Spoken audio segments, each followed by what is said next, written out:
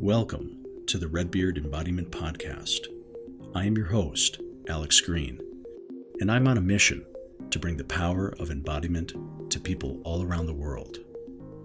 In this podcast, we explore how embodiment practices, trauma healing, and knowledge about the human nervous system can help us find our ground, discover new sources of meaning, and create connection in an ever-changing world. The deepest change is embodied change. Hello, everybody. I'm happy to be sitting down this evening for me, and it's morning for Simba, but once again having my second recorded podcast conversation with Simba Stenqvist based in Chiang Mai, Thailand, or somewhere in that general area, originally from Sweden. And Simba is a diverse background in bodywork and martial arts training and fascial work. He's a fellow TRE practitioner and trainer, certification trainer. And so this is how we originally crossed paths, is in the TRE world. And in our previous conversation last year, we got to hear about just Simba's journey and of moving to Thailand and starting his business, Living with Spirit, and some of the healing retreats that he hosts and facilitates in Thailand, and blending different practices, traditional and modern nervous system practices, and psychoeducation with the polyvagal theory, and all these wonderful things. So that's what was in our last conversation. But today, what I'm really hoping to explore with Simba is just sort of in some ways where he's going as a teacher and educator and practitioner. And he recently announced, as sort of an extension of his work, maybe combining some of his background in modalities into a new modality, something called Internal Alchemy, which in some ways is taking some of the elements of TRE and neurogenic tremoring in, as I understand it, which is not very well yet, but that's the purpose of the conversation, in combination with some other perspectives in the deep work that Simba's been doing over 25 years. Mostly, we're going to be hearing about what this new project is all about for Simba. And I also want announcing that we're lucky that we've invited Simba to lead a workshop for the neurogenic integration community, leading a workshop in June. Let me check the date. I think it's June 18th, about a 2-hour workshop. The title of it is "The Body is the Portal: An Introduction to Internal Alchemy." And so we are excited to have him as a guest facilitator, just teaching about his methods and all of that. So anyway, Simba, so happy to connect with you again, and thanks for taking time to tell us what you are up to. Thank you so much for that wonderful introduction, and it's so great to be back here again. It's always nice to talk to you, and I just feel like we can talk forever, like we have the same kind of passion and interest for these things. Basically, the internal alchemy for me was, I met David in person a year and a half ago, and I was discussing about my wish to innovate TRE and how I am as a person, how I've always been, that I always respect. I come from traditional martial arts background. I always respect the lineages that are there, but respecting a lineage for me also means you bring it forward, because whatever you're practicing, martial arts or whatever philosophy you're doing, I believe for you to be successful for yourself and to help others also needs to be contemporary. So it needs to have values that's respecting the lineage that are timeless, but it also needs to adapt with what is the need that people have right now. So if we look at something like yoga, okay, people maybe weren't sitting down 8 hours a day when they designed it. They weren't on smartphones, they weren't on internet. So you can still practice yoga respecting the old lineage, but you have to understand that what people need today is a bit different. So that was basically the initial inquiry to innovate this modality befitting people that might come for different reasons. They might have different backgrounds, kind of like we do have in theory. We have modifications if someone can't do the exercises and so on. But what I also started to realize is that I have a lot of other modalities that I practice, teach, and train for years. And David was like, well, weave them into theory, like, see what we can do. So I started exploring, doing a lot of that over the years, and had great results for myself and with many other clients. And that was really the birthing idea for Internal Alchemy. But it didn't really come from a mental concept. So it wasn't, I'm going to do a modality. It kind of came through me, right? I started to see this symbol. I started to get these ideas that just came when I was meditating. And it feels more like it came through me rather than I thought it out and started to put it together. Yeah. So that's kind of the background, I would say, of how this modality started. It really started with a curiosity and inquiry to expand and to be modern and to be able to help people continue the exploration. Yeah. Well, I really resonate with that idea of what you're sharing about, keeping the tradition alive or alive and matching your own authentic explorations. And it fits, as I've shared with you, my own curiosities around how does tremoring fit with in the Rolfing structural integration environment. What does it have to offer in a craniosacral therapy environment? What's the connection with the Feldenkrais movement? And it's a little similar to you, the birthing of neurogenic integration as a community and project. I don't call it we don't call it a modality as more of just a project, but the project of neurogenic integration is exploration. I see it as exploration into how does tremoring, what is the connection? If you do breath work, if you do fascial work, if you look at it not only from a neurobiological lens, but if you include, let's say, an energy anatomy lens, which I think we're going to talk about with you. So in any case, I feel so much resonance with what you're sharing, that you sort of felt, okay, what's my expression or what's my authentic exploration of this? So I'm so excited about hearing more about your work with this. I agree, and I know we have a lot of similarities in the way of looking at things and exploring, and I also have a craniosacral background. Right. One of the main things that I feel with this modality is I will pre-record a lot of theory, and of course when people show up for the trainings, we will go through theory and practical exercises. But the main thing of teaching it is, I want to say old school, but more who's in front of me? What do they need? There is basic fundamentals that everyone needs, especially if you're going to be a practitioner, criteria to finish a training. But I think within those criteria, what I'm aiming to teach is to work with people from where they're at, and not so much like a school system. You're going to learn this, and then you're going to learn this, and then you're going to learn that, right? It's not going to be linear in that sense. And I believe that's fair because you don't know who's going to show up. The same as when you teach theory. Maybe I can't teach all the exercises. Maybe I need to do grounding 2-3 times with the person before I can even approach what we call the tremoring part of the session. So a big part of teaching the modality is coming back to that, really working with who is in front of me and what do they need. And when you do that in a group, you actually get to see almost like the old osteopathic trainings. They used to go to an osteopath and just see cases after cases after cases. And that's how they started to learn. So this is something similar that you will learn a lot by doing. Of course, you will learn the theory. I will go through the energy, but Right. it's going to be less. This is what you're going to get in the training.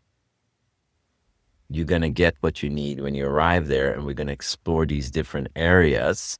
But what you get depends on what the person and the group needs. That's why I think each and every training is going to be very different, and it's going to be very interactive, and you're really going to get what you come for. And that's usually when I look at trainings and myself and the trainees, we want to learn how to teach this professionally, but ultimately we come for our own healing, right? And that's the gateway to then give back to others. I love that. I love the language of who's in front of you. Because again, okay, yeah, we whatever modality you have you might have a protocol, whether it's it doesn't matter what it is. The any teaching in it usually has a structure, but you're applying that structure to a unique the living, breathing person, human being that's with you there. So really, the reminder of that I like a lot. I resonate a lot with. I wonder if you could share. It's like paint a picture. It's like give us some examples of of even from your own experience and as you're meeting someone and what's guiding you in working with that if the individual. So yeah, talk about that process a little bit if you would. Of course, the way that I teach anything, theory or internal alchemy, it really starts with your connection to your own grounding and your own embodiment, that you can connect to the feeling of your body. Not that I feel off, I need to go ask someone what's wrong with me, that I can develop that communication with my own body. So that's really the core philosophy of how I teach grounding, self-regulation, and anything.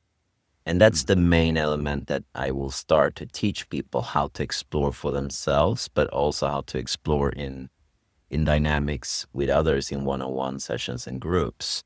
So whether that's like we do in craniosacral therapy, the physical touch where you kind of learn how to lead and follow very gently. Listening and listening, receiving, giving suggestions. So that's a big part of what I will be aiming to do, to develop those skills for yourself, but also in congruency with others or in concert with others. We'll see what happens the 18th of June, the workshop we're going to do, but the body is the portal. I have a feeling that it's going to be a lot of fascia, and that's something that I'm going to incorporate into the modality in general. And to give you an idea practically, when we stretch, you feel a good sensation in your muscle, or when you lift out, you get this pump and you feel good. But once you start to go into fascia work, you can be wiped. You can go deep into having a strong emotional reaction, whether that's happiness, sadness, or joy, because ultimately you tap into the whole structure that carries everything in our body. So when you practically go in and do different fascia maneuvers and work with the fascia, right? It's like taking a towel and rinsing it. Whatever's stuck in the tissue will come out. So that's something that I want to do for people to start to experience something beyond the intellectual concept of what is it that we're doing. You start to feel it. You learn how to regulate what it is that comes up for you. And the body will, many times, I'm sure you've seen it when you do fascia work, many times the body will start to show you, why do I have pain here? Why do I feel like I do? It's almost like a role play. It starts to try to show you a movement or... Sure. So a lot of the work I'm going to focus on is teaching people how to get into that state themselves and helping others. And I believe that, combined with what we call the tremors from the nervous system, which I think is just one part of the shaking mechanism, because there's energetical components to it.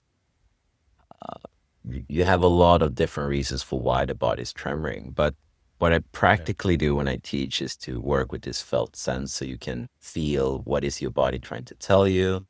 Work with the fascia structure because it's connected to everything. It comes from the cellular level and out, and you get these personal Sure. experiences. And we do a lot of breathing exercises because it connects to the conscious and subconscious mind, and every breath, every motion, every thought has a unique breathing pattern. So once you start to become aware and breathe together with these kind of exercises, you get a very deep pathway into your body. You get like a very deep channel into what you many times can't see with your intellectual mind. And then what I also like to add, like you mentioned, is the energetical components, which many times can feel abstract, especially if we're kind of gearing a little bit more towards the scientific and we're like, no, what is this? But I want to do it in a tangible way. So when I look at this Okay. modality, you can do breath work, you can do fascia work, you can do all of these things. What I'm looking is to combine them all into a way where you really get to have a powerful tool to communicate with your body, with other people's body, but also giving other people's body a way of expanding beyond the framework of the nervous system Right. and beyond any limitations. That you have a platform that you can go into energetics, you can go into fascia, you can go in any direction you want. But I want to give people a broad base and expand upon maybe existing skills to give them new opportunities to broaden their horizon. Right. I love that. What I'm being reminded of right now is something that I think is cool, or good news is a better way to say it. Because I'm always worried about in the field that we're in of bodywork, somatics, nervous system work, other things. I'm always worried about sort of silos where people stay, only in their if each discipline stays only in their discipline, then there's not an then there's then although there's overlap, there's not clear integration sometimes. And so one some good news is that every 3 years is the fascial congress, a big conference that happens somewhere in the world. And I forget which number they're on. It's maybe been happening for 15 years or so. And it's the people doing fascial research, Robert Schleip and Jean Berthaud, the French surgeon who takes those beautiful videos and photos of fascia. Um, but in any case, this year it's going to be in New Orleans in the United States in August.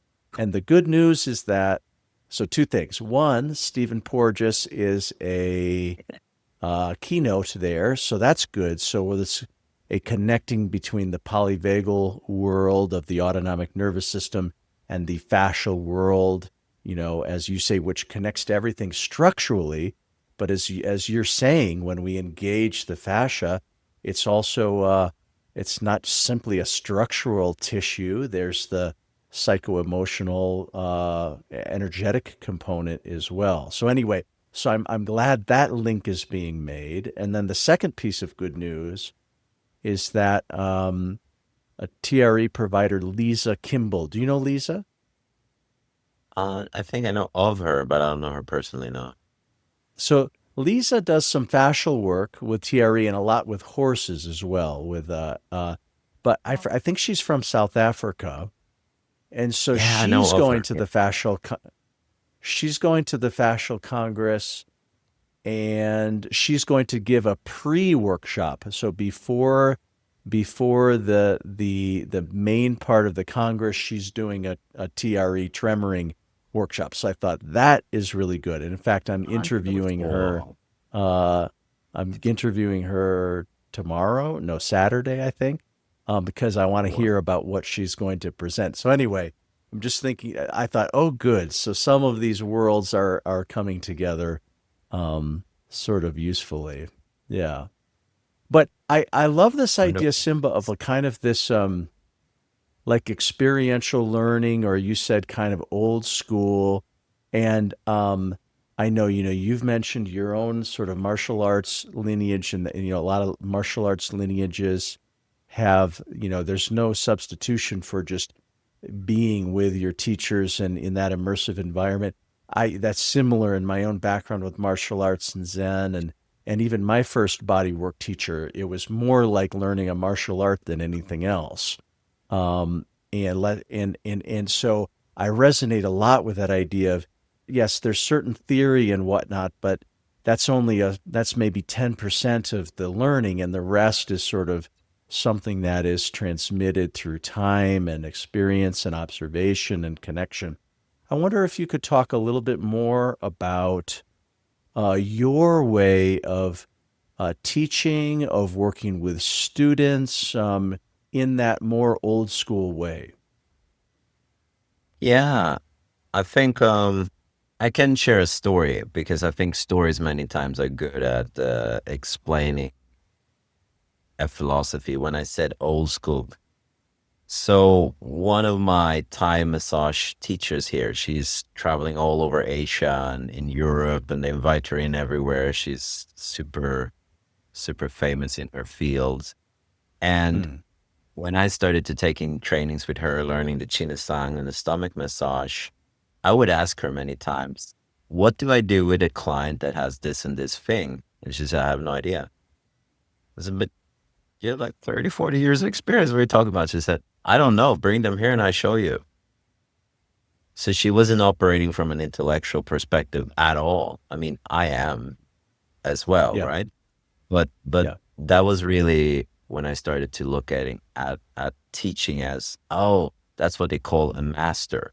Like if you go to a master, they won't give you a theoretical framework. You will come and they will teach the technique based on your body, based on your Right. needs, based on what is the situation about. Because if I pose a question to you, that's from my level of understanding. But maybe my level of understanding is part of why I can't see the solution because I'm coming from a bias or a trauma and so on. So a Hmm. big part of the way I teach people is creating a safe space for them to explore themselves, their emotions, the sensations that comes up. And I always, strive to find a balance of this is a training program. Like we're not coming only for our own healing. So there are criterias, right? Because you're actually going to be helping others. Mm. But at the same time, you need to have had that experience of being held in a safe space, feeling that new shifts in your nervous system, that you get a new reference point, right? And and a big part of my work is to get people to a point where they realize there are choices.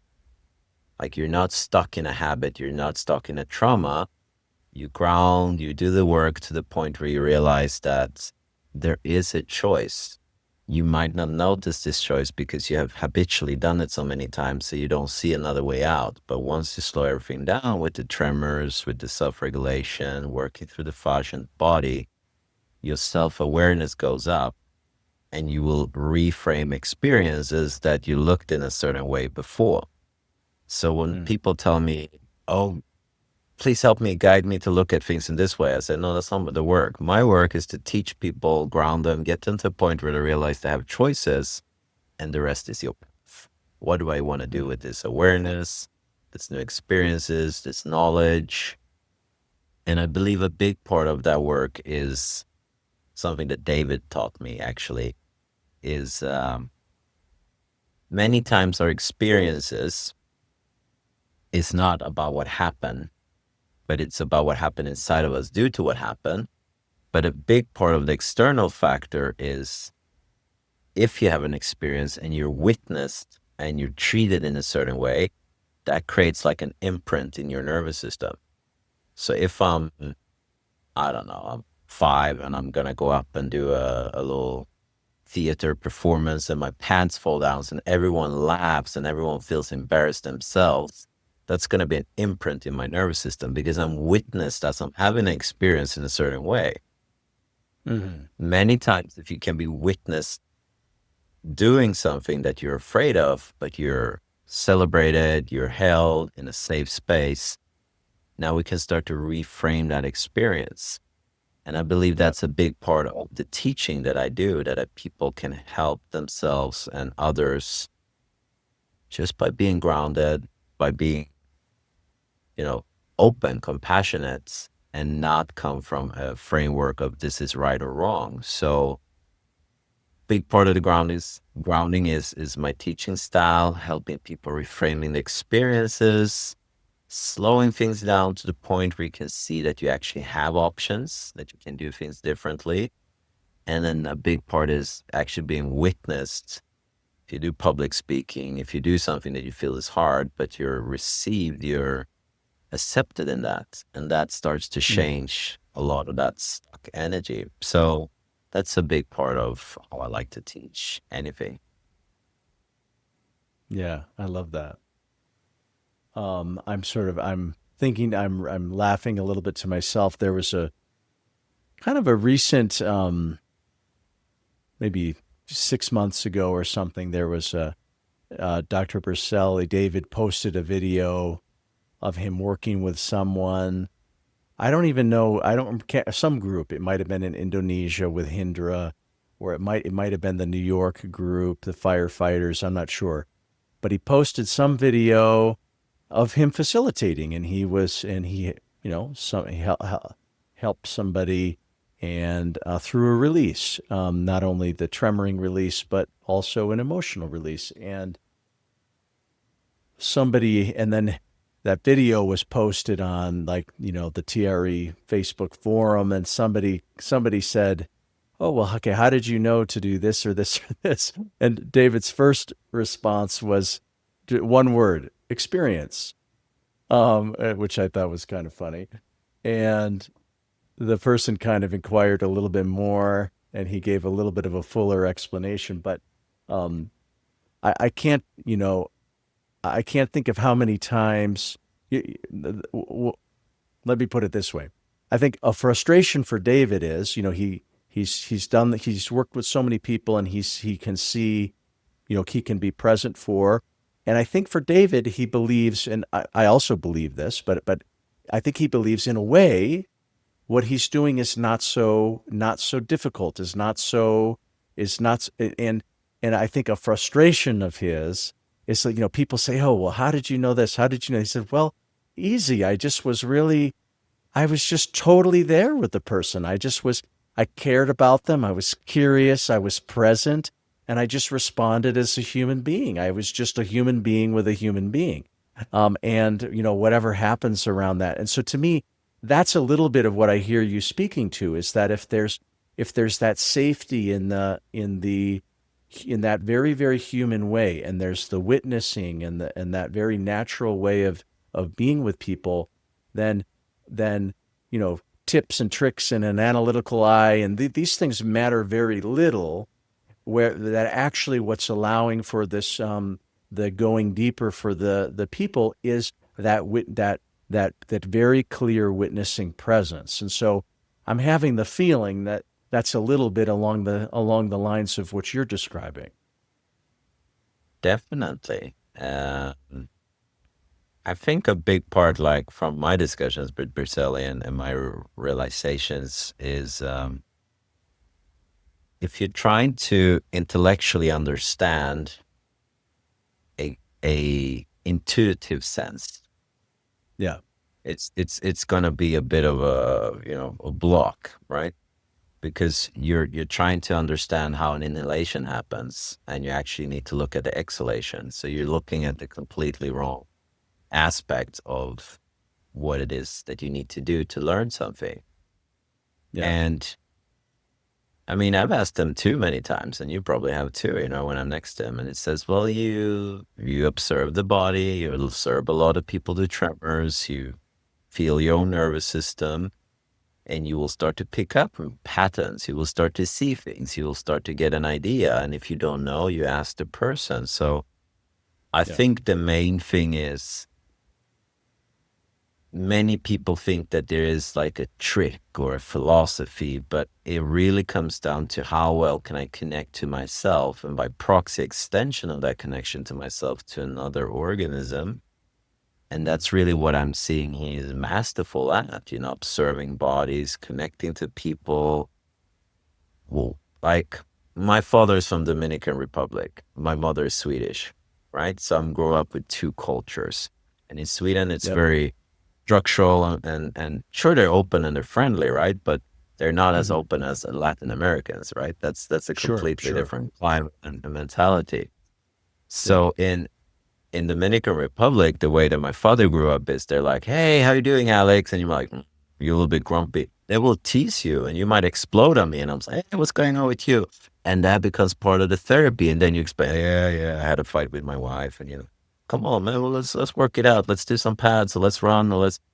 So you kind Yeah. of collectively work through these things, but you don't think about it because that's what we do. That's in the culture. Yeah. So I think you Yep. can learn how to do this in a calmer way, therapeutically with people, uh, by you connecting to yourself and realizing, what's not really flowing here. And I see David is a master of that. Really see, oh, the person wants to laugh, but they don't. And it's not that you're studying someone like a profiler or trying to look at Right. micro gestures. You just feel that there is something that wants to come through, and you give the person questions and opportunities to express that. And I believe the more you do, the freer you will feel. And a lot of the stress that I see today actually comes from the inability to be authentic, because you think someone's going to come after you or your opinion, or you're going to get bad publicity, or someone's going to put you into a fraction where you are against this person or you're against this person, or I'm pro this, or no, I just don't like this and this is what I stand for. It doesn't mean that I'm against anyone. This Yeah. is just what's important for me.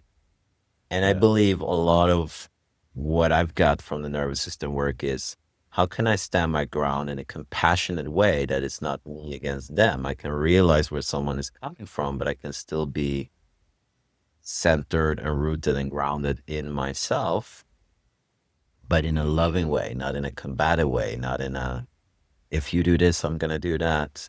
And I think really once you get to that point and you have those experiences and you can start to teach from that point, then the way you can show up for other people and for yourself is ultimately going to change. And then you don't even know. I mean, the question might just pop up in your head and you ask the person a question and you have a big release and someone says, "Where did the question come from?" I usually say, I just follow what was available to me. Sometimes I hear it, sometimes I see it, sometimes I get a feeling in my body and I ask them. And then actually it Right. wasn't my feeling, it was something that was mirrored body to body. So I Right. think it's a different kind of communication. And when I look at internal alchemy, that's a big part of what I want to teach people, is to go into that layer of communication, which is not just about nervous system, which actually has other modalities, because that's been my own personal journey. And I believe having that framework and experiences and exercises exploring these themes, and then going into tremors or shaking or whatever we choose to call it, it's going to open up something new, because it's almost like you're prompting your body, and then the tremors opens up all the blockages for what wants to come out, for what wants to be explored and expressed. And that's also a big part of what I'm really excited to teach in Internal Alchemy, because the discussions you have, the exercises you do, and then coming into uh, the portion of tremors, it really does a big difference, but also how you look at the tremors. What is it that's actually happening? Okay, it can be shaking. I can feel it in the nervous system. I can feel like a cool little wave sometimes moving through me. To be able to listen and follow these different rhythms and waves inside of your body is something that I haven't heard a lot about in the theory. And it's not that I think theory is, it's not good or bad. I still teach theory. I love it. It's changed my life. This was more, how can I make my own expression? How can I make my contribution to this family of amazing healing awareness that we have, or expressive awareness? So it really Yeah. came from curiosity and more a contribution than a substitution. That's really how I see any of these modalities that are birthed from from this roots. Yeah. Yeah. Yeah. Well, yeah, nicely explained. For you regular listeners to the podcast, you know that about half of these episodes focus on TRE, tension and trauma releasing exercises. And I wanted to make sure that you know about the Redbeard TRE certification program, our educational platform to certify others. And we have both an online version of that I teach, as well as an in-person version of the training that my colleague Ellen McKenzie teaches in Madison, Wisconsin. My next online certification training is beginning August 3rd and 4th, 2024. That's the first of 3 modules. And the way the certification program works is it's about a 10 to 12 month program divided into 3 phases of learning, each with a weekend connected to it, and then some one-on-one work with me and people on my team to support your learning journey. TRE has been a life-changing modality for myself. It's open to people with any background. I wanted to make sure you know about the program. You can find more information at redbeardtre.com. Kind of going back to this, you're this example of, David in his mastery when he's working with others and how he describes it. And I think you said something that I want to highlight, or because I think it's important, which is that, I'm going to use David as the example of the master, but I think you work this way when you're in your flow. I think I work this way when I'm in my flow. I think this is what we try to impart to our students as well. But in any case, so picturing Dave in his zone, and I'm struck that there's almost like 2 dimensions. One is, yes, so one is sort of the outward facing dimension of, sort of observing, yes, what is it that you see or sense or hear in the individual, or even what do they say? So what's the information that you're receiving from that organism? And then the other dimension being, and what's arising or happening within you at the level of thought, at the level of sensation, at the level of impulse. And when I work with students, I was working with a student today, and I see them early in their journey in facilitation. And what I sometimes observe is that they start to see things. So they are asking good questions, and so they're present, they're curious. They sometimes notice things I would never notice, and I think, wow, what an amazing, what a cool detail that person saw or felt. But the difference is that I think it takes time, at least for my own students, it takes time for them to not only sense but also trust whatever's arising from within them. Because what I sometimes see is sometimes as soon as I say, okay, well, here's the kind of thing I might have asked or suggested, or I give, I'll tell you what my own impulse would be, X, Y, this is what I would want to, this is what my impulse would be in this situation. And they say, yeah, that's, that matches. And so in some ways, what I sometimes think is that one of the things I think people learn as they become more experienced and more masterful is to not only sense and feel, but to follow their impulses and intuitions. And that's what I've really seen in Dave. Is, of course, he's seen thousands and thousands of people, so his eye is very, very sharp. He's seen many patterns, but in terms of him following his own intuition, it's like there's no hesitation, there's no gap. There's an immediacy to it. And so that's something that I've sort of have felt. So I don't know. I guess I'm just thinking about this what goes into this organism to organism interaction that comes up. I agree. And that's a very good explanation. I believe that it's a big part of it. And that was one of the first thing he told me when I was working alongside him. He said, just sit down and watch first. Just what are we looking at? What's coming up, you know? And I believe, I mean, I've had it, you probably had it, and you see David do it many times. You start to see a pattern and you think about it, and before you even say it, the other body has received your message, the communication, and it starts to shift and something else starts to happen. Or you just said, what would happen if, and the body goes, yep, and it just changes into that pattern. So I think that really comes from that deep sense of connection, that that organism feels that my organism is safe, and it feels that I'm clear in my communication with myself and with others. And by proxy of that, the mirror neurons, or however you choose to explain it, starts to learn, and there's an opening. It's an allowance. It's like the vicarious modeling. Oh, we can do like that. Interesting. So I think that is a big part of what I learned and what I like to teach, in theory, and what I think could call masterful once you really start to learn that. But the self-regulation for yourself, how doing the work for yourself actually makes others feel better, how it's not selfish or egotistical, but taking care of yourself first to the level where you feel this good, just you being yourself in that essence. It's going to teach other people how they can be by you being yourself. And I think Dave is a great example of that, because when he just shows up to a session, I remember first podcast I did with him, my jaw was tremoring, and I was like, what's going on?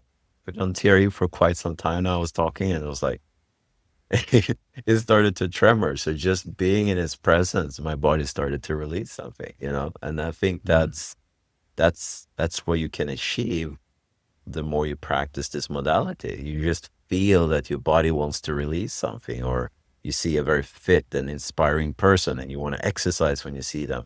You get this communication body to body by what you put in and what you cultivate in yourself.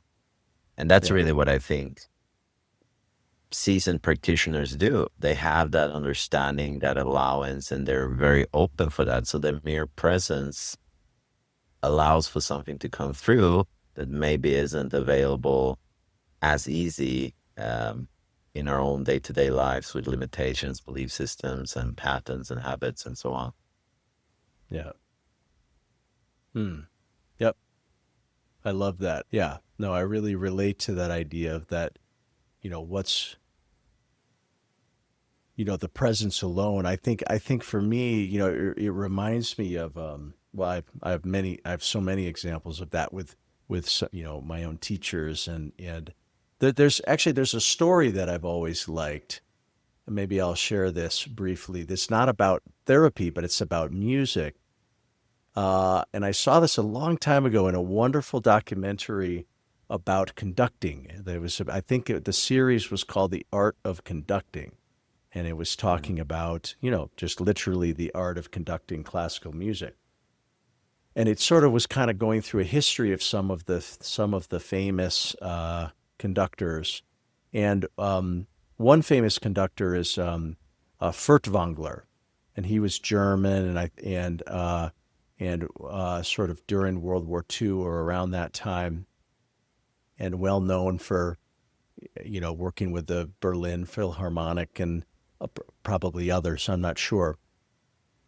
But there was a sort of an interview with somebody who described this most amazing experience they had, which was that. So I think this was a violinist, and they were there getting ready for a rehearsal, and Furtwängler, the conductor, was not yet there, and so the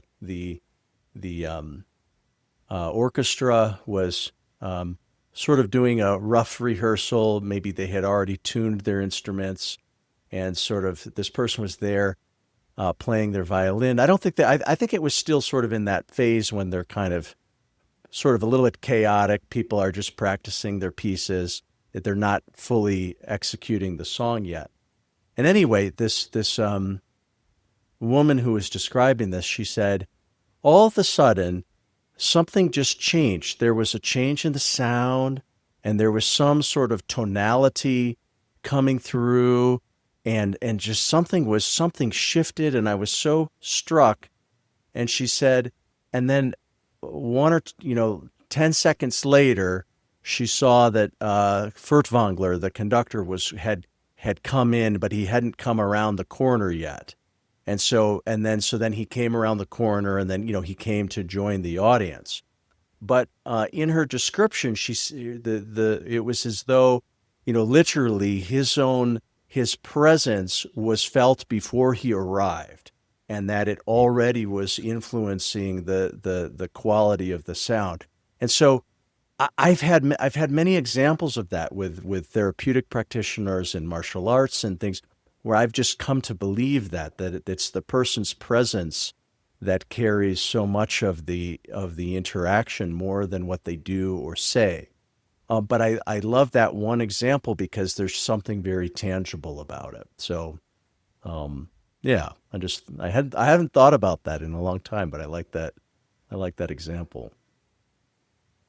I love that story, and that's definitely the core of what I aim to teach in Internal Alchemy, to create a framework we can start to have these experiences free of dogma, free of what I want to teach you.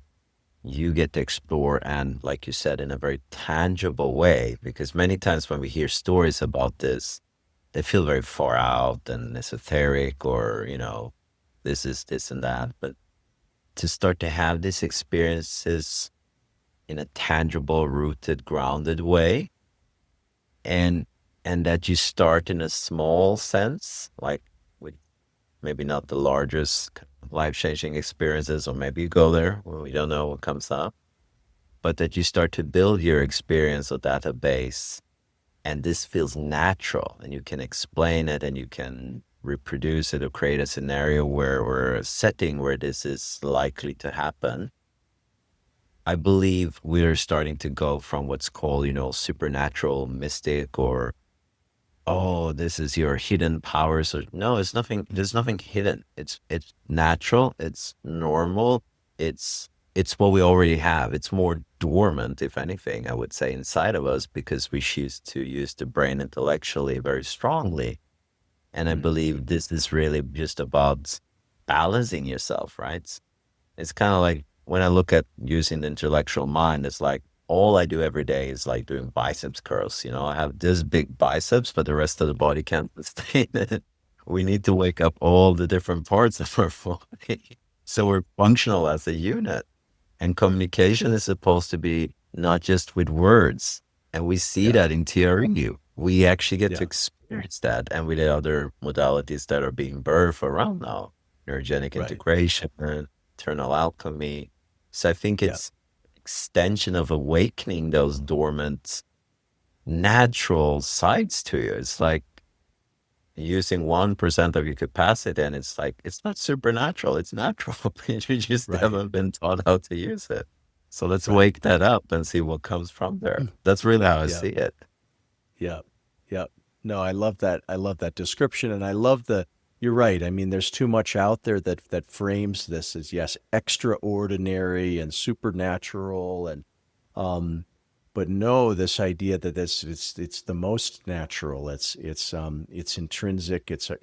It's our nature, and I think that feels to me a much more accurate and also grounded way of expressing that.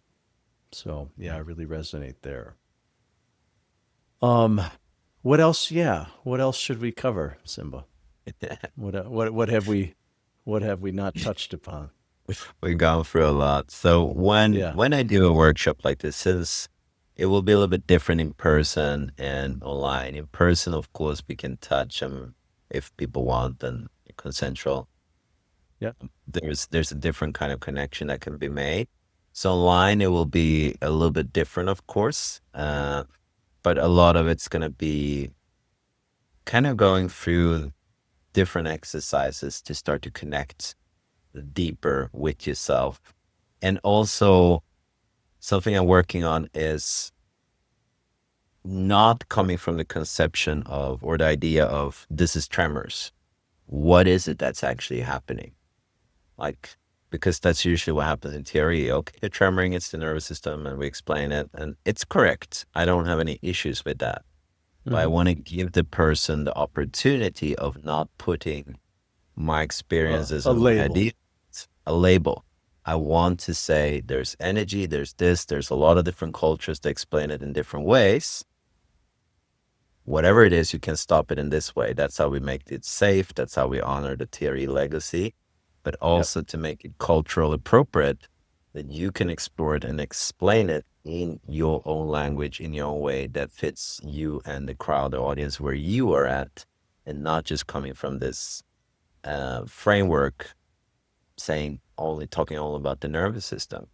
And I think that becomes authentic, because that becomes your expression of it. It's the same as when you do craniosacral therapy and you have, well, in our system, they call it the unwinding, when the body starts to move. It's not tremors. It's not really nervous system. A lot of people explain it in different ways, but frankly, no one really knows what it is, right? And coming back to that essence of, what is it? What is it that I'm actually experiencing? And what happens when I become a witness and aware of that? There's an awareness moving my body. And what happens when I kind of start to work in concert and dance with it and don't come from an idea of what's happening? That's a big part of what I want to teach in the workshops. So doing some breathing exercises, working with the fascia, and then going into whatever we choose to call it, the movements, the changes, because then you can start to explore it from your own terminology, your own understanding, and it will become much more of your experience rather than me guiding you to an experience and then explaining what you experienced.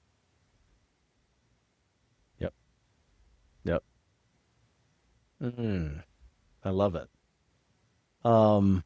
Great. Well, all right. Well, Sim, I guess I feel a little bit complete with this. How do you feel? Yeah, I feel the energy, the cycle is kind of completed. Yeah. Yeah. No. Well, I'm so glad we're beginning with this, with the live workshop, the online workshop in June. I'm excited just to be there. I'm just going to be a participant. So I get to explore and be in the space as well. So I'm looking forward to that, and having you participate with our community. The neurogenic integration community is interesting because the core group came from people who've been tremoring together, many of us, since for 5 years or more, because it kind of began during COVID era.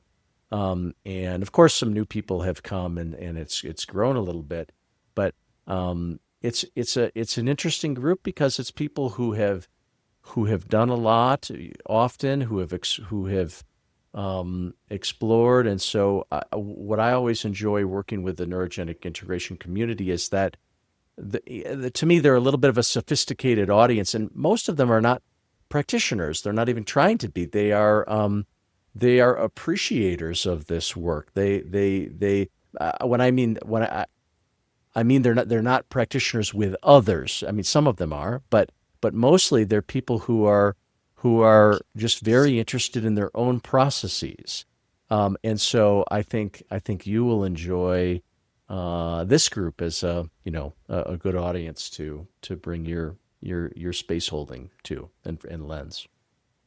Well, I'm honored to be invited, and I'm sure we're gonna have a lot of fun sharing experiences, and that's gonna be really fun to get to know your audience as well, your community, and yeah, I think it's nice to see different ways of practicing. I think it enriches you and it just adds to your repertoire, to your experience base, and I think the more we can do that, the more everyone can grow. And I mean, one part of the training that I have that's optional is I have a group container that I teach with theory, emotional freedom techniques, breathwork. I teach separate modalities as well, like classes, like weekly classes online. Mm-hmm. So an optional way when you do the theory or the internal alchemy training is to join this container, which we call the wellspring, where you have like weekly classes. So in your repertoire, like you were saying, even if you don't become practitioners in other modalities, you can experience working with yourself in different ways. And then when you bring that into your modality, you come from a different place. Like you said, they're connoisseurs, they're interested, Yeah. and I think that is really what broadens your perspective and how you show up as a person or as a teacher or just your authentic expression of being yourself. Nice. Cool. All right, Simba. Well, yes, appreciate this conversation, and I look forward to being with you on June 18th. Yeah, and if people want to know more, they can also follow me on Instagram, the Spirit Academy on the line. There are some things that I update there about this, and of course, neurogenic integration, the workshop I will do for you guys. I'm going to talk a little bit about that there as well. So, and you can Perfect. also, reach out to me, livingwiththespirit.com. It's a way you can reach out as well, and probably drop some links here afterwards so people can. Yeah. We'll put all the web links and information in the show notes and all the places. So yeah, people can easily connect with you. Yeah. Wonderful. Yeah. All right. Wonderful. Thank you for this. Thank you. And nice to get another one done. Thanks for listening to today's episode of the Redbeard Embodiment Podcast. To learn more, visit us at redbeardsomatictherapy.com or send me an email at alex@redbeardsomatictherapy.com. If today's conversation resonated with you, help spread the word by subscribing and sharing with others. Hope to see you next time.